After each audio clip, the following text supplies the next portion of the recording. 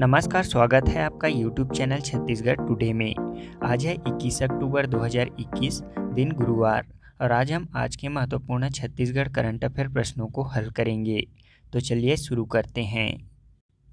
हमारा पहला प्रश्न है, छत्तीसगढ़ की उस कामधेनु गाय का क्या नाम है जिसका नाम हाल ही में golden book of world record में दर्ज किया गया है?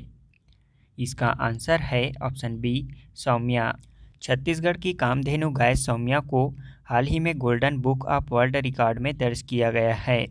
खैरागढ़ के मनोहर गौशाला की सौम्या कामधेनु गाय को विश्व की सबसे लंबी 54 इंच की पूंछ के लिए golden book of world record प्रमाण पत्र दिया गया है। यह अलंकरण संस्था की ओर से नवल किशोर राठी के हाथों संस्था के पदाधिकारियों ने प्राप्त किया। यह विश्व की सबसे लंबी पूंछ वाली गाय है, इसलिए इसे वर्ल्ड रिकॉर्ड में दर्ज किया गया। हमारा अगला प्रश्न है, छत्तीसगढ़ के किस जिले में कॉफ़ी की खेती को बढ़ावा देने के लिए कॉफ़ी बोर्ड का गठन किया जाएगा? इसका आंसर है ऑप्शन डी, बस्तर जिला। प्रदेश के बस्तर जिले में कॉफ़ी की खेती को बढ़ावा देने के लिए बस्तर जिले में कॉफ़ी बोर्ड का गठन किया जाएगा। बस्तर में कॉफ़ी की खेती में सफलता मिलने के बाद इसके उत्पादन को बढ़ावा देने के लिए राज्य सरकार पहल कर रही है। हाल ही में मुख्यमंत्री ने कॉफ़ी बोर्ड का गठन करने का ऐलान किया है। बता दें कि करीब 4 साल पहले उद्यानिकी महाविद्यालय के वैज्ञानिकों ने जिला प्रशासन के सहयोग से दरभा में कॉफ़ी की खेती करना शुरू किया था। कॉफ़ी की खेती करने के लिए किसानों की समिति गठित की गई थी। इससे वैज्ञानिकों की मेहनत ने रंग लाई और अब काफ़ी उत्पादन होने के बाद बस्तर कॉफ़ी के नाम से ब्रांडिंग की गई। वर्तमान में बस्तर जिले के डिलमिली व उरुकपाल में 100 और दरभा में 20 एकड़ में कॉफ़ी उत्पादन किया जा रहा है।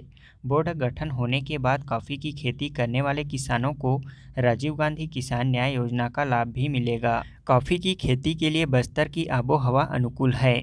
कॉफ़ी की खेती के लिए समुद्र तल से 500 मीटर की ऊंचाई वाली जगह होनी चाहिए, लेकिन बस्तर में 600 मीटर तक की ऊंचाई की जगह है। यहाँ खासतौर पर दरभा व बस्तानार ब्लॉक की पहाड़ी इलाका कॉफ़ी की खेती के लिए अधिक उपयुक्त है।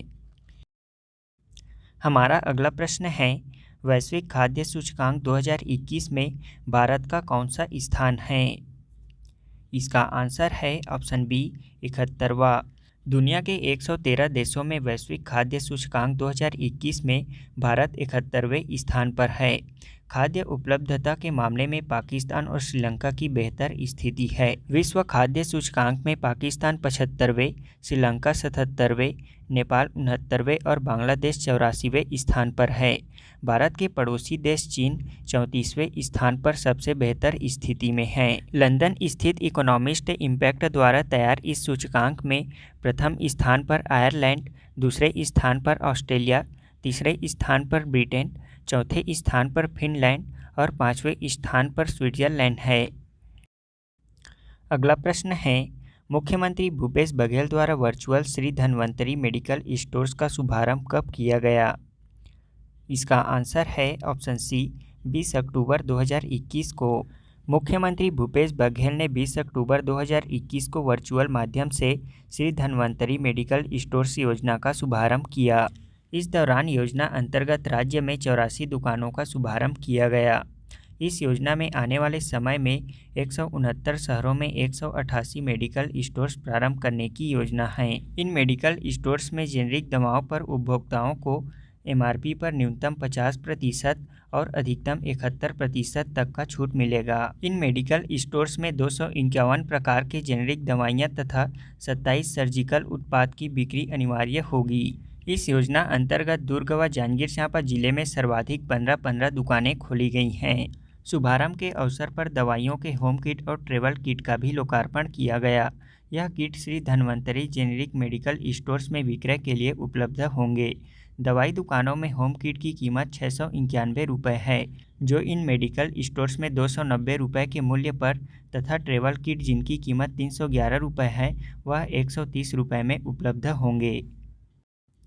अगला प्रश्न है, राष्ट्रीय अनुसंधान विकास निगम का नया अध्यक्ष और प्रबंध निदेशक कौन नियुक्त किए गए हैं?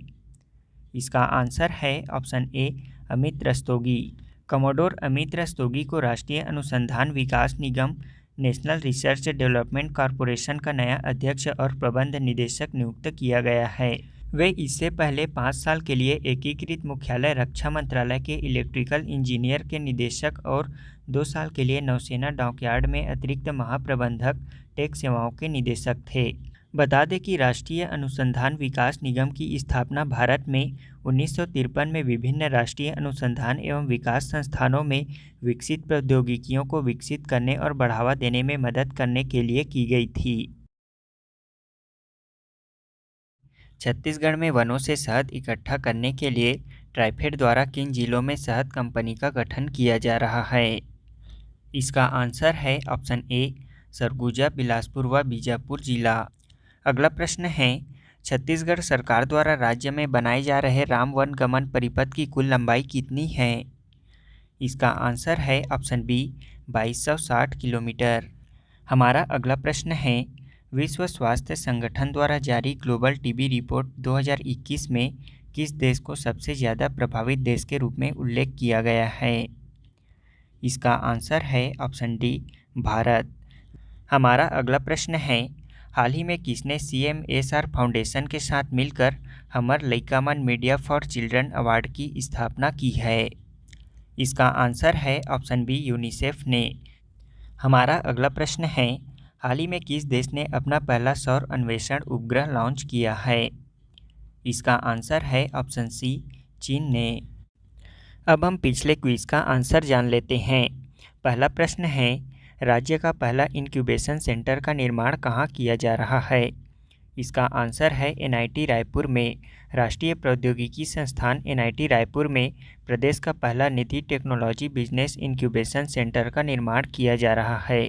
इसका निर्माण भारत सरकार के department of science and technology के मदद से किया जा रहा है। इस सेंटर का मुख्य उद्देश्य छात्रों के इनोवेशन और इंटरप्रेन्योरशिप वेंचर की मदद करना है। इस सेंटर के लिए संस्थान को विज्ञान और प्रौद्योगिकी मंत्रालय द्वारा 7.95 करोड़ अनुदान आवंटित किया गया है। इंक्यूबेशन सेंटर के कार्यों का दिशा निर्देश department of science of technology द्वारा निर्धारित शर्तों के अनुसार किया जाएगा।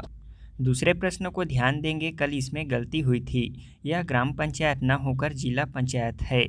इस प्रकार प्रश्न है, राष्ट्रीय पंचायत 2021 के तहत छत्तीसगढ़ के किस जिला पंचायत को दीनदयाल उपाध्याय पंचायत सशक्तिकरण पुरस्कार दिया गया था? इसका आंसर है कोंडागांव जिला पंचायत को। राज्य के जिला पंचायत कोंडागांव को उत्कृष्ट कार्य करने हेतु वर्ष 2019-20 के लिए छत्तीसगढ़ में प्रथम स्थान प्रदान करते हुए दीनदयाल उपाध्याय पंचायत सशक्तिकरण पुरस्कार 2021 प्रदान किया गया है।